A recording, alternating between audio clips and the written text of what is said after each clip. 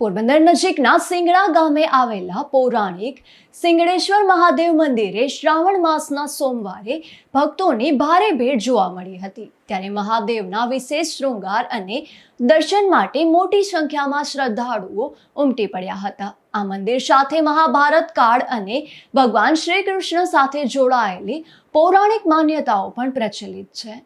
પોરબંદર નજીક શિંગડા ગામે આવેલા પૌરાણિક શિંગેશ્વર મહાદેવ મંદિરે શ્રાવણ માસના સોમવારે ભક્તિ અને આસ્થાનો અનોખો માહોલ જોવા મળ્યો હતો।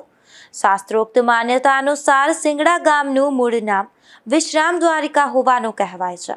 કમંડળ નદીના કાંઠે આવેલા શિંગેશ્વર મહાદેવ મંદિરમાં મહાભારત કાળ દરમિયાન શૃંગી ઋષિ તપ કરતા હતા અને તેમણે આ શિવાલયની સ્થાપના કરી હોવાની માન્યતા છે। મહાભારતનું યુદ્ધ પૂર્ણ થયા બાદ ભગવાન શ્રી કૃષ્ણ મથુરાથી દ્વારકા જતા સમયે શૃંગી ઋષિના આશ્રમે રોકાયા હતા અને અહીં શિંગેશ્વર મહાદેવની પૂજા અર્ચના કરી હતી। ભગવાન શ્રી કૃષ્ણે અહીં વિશ્રામ કર્યો હોવાથી ગામનું નામ વિશ્રામ દ્વારકા પડ્યું હોવાની પણ લોકમાન્યતા છે। શ્રાવણ માસ દરમિયાન આ પૌરાણિક શિવાલયમાં મોટી સંખ્યામાં ભક્તો દર્શનાર્થે આવે છે। સોમવારના દિવસે મહાદેવને વિશેષ શૃંગાર કરવામાં આવ્યો હતો, જેના દર્શન માટે શ્રદ્ધાળુઓનો પ્રવાહ જોવા મળ્યો હતો। આ મંદિરની વિશેષતા એ પણ છે કે ગર્ભગૃહમાં છેલ્લા 153 વર્ષથી અખંડ દીવાની જ્યોત પ્રજ્વલિત હોવાનું જણાવાય છે। ગામના વિદ્વાન બ્રાહ્મણ ડોસા બાપા મોઢાએ આ અખંડ દીપ પ્રાગટ્ય કર્યો હતો।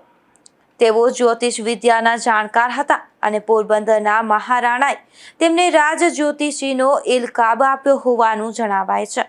આ મંદિરની બાજુમાં આવેલા અંબાજી માતાજીના મંદિરમાં પણ ડોસા બાપાના સુપુત્ર આનંદજી બાપાએ અખંડ દીપ પ્રગટાવ્યો હતો, જેમાં મોટા પરિવાર છેલ્લા 4 પેઢીથી કોઈ પણ અપેક્ષા વિના આ મંદિરની સેવા પૂજા કરી રહ્યો છે। આ મંદિર ખાતે ભક્તો દ્વારા ધરાવવામાં આવતું ઘી અખંડ જ્યોતમાં ઉપયોગમાં લેવામાં આવે છે, જ્યારે અનાજ પક્ષીઓને ચણ તરીકે અને ફળ ગાય માતાને આપવામાં આવે છે। આ રીતે પૌરાણિક ઇતિહાસ, અખંડ જ્યોત અને નિસ્વાર્થ સેવા ભાવને કારણે શિંગેશ્વર મહાદેવ મંદિર આ વિસ્તારના શ્રદ્ધાળુઓ માટે આસ્થાનું મહત્વનું કેન્દ્ર બન્યું છે। જય શિંગેશ્વર મહાદેવ। હું આજે શ્રાવણ માસ દરમિયાન બીજો સોમવાર છે। હું જે મંદિરની અંદર ઉભે રહેલું છું તે શિંગેશ્વર મહાદેવનું મંદિર છે। આ જગ્યા અને આ ગામ બંનેનું ઐતિહાસિક મહત્વ રહેલું છે। જ્યારે ભગવાન શ્રી કૃષ્ણ મથુરાથી દ્વારકા જતા હતા ત્યારે અહીં ભગવાને વિશ્રામ કરેલો, તેથી આ ગામનું નામ વિશ્રામ દ્વારિકા એવું નામ પડેલું છે। અને અહીં શૃંગી ઋષિનો આશ્રમ હતો।